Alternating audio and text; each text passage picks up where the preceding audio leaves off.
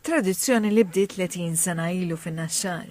Meta ġie eżatt qabel il-festa l-Kunsill Lokali u l-Għaqdiet kollha ta' Naxxar jinġemgħu u jagħmlu donazzjoni lil Fondazzjoni Malta Community Chest Fund.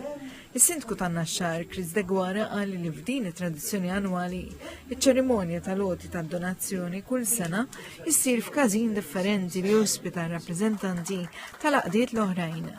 F'din l-attività jagħtu semhom ukoll każini politiċi. Turi solidarjetà bejn l-għaqdiet kollha, distinti kollha mill-politika jew razza jew ġenere tagħha, u bqajna dejjem niltaqgħu fis-sede ta' kull wieħed waħda minnha għandna isu tip ta' checklist u sena wara sena tinvolvi xi ħadd. Il-President ta' Malta, Miriam Spiteri de Bono, qalet li l-Fondazzjoni tal-Malta Community Chest Fund tgħin lil kulħadd mingħajr l-ebda forma ta' diskriminazzjoni.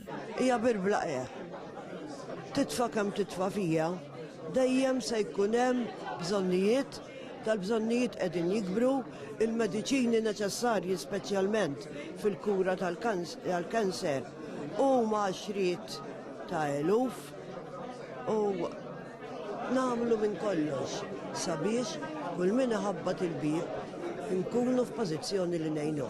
Id-donazzjonijiet saru wkoll mill-membru l-ħaddiema tal-Kunsilli Lokali, partiti politiċi, għaqdiet reliġjużi, klabs tal-futbol u tal-banda u għaqdiet bbażati fin-Naxxar.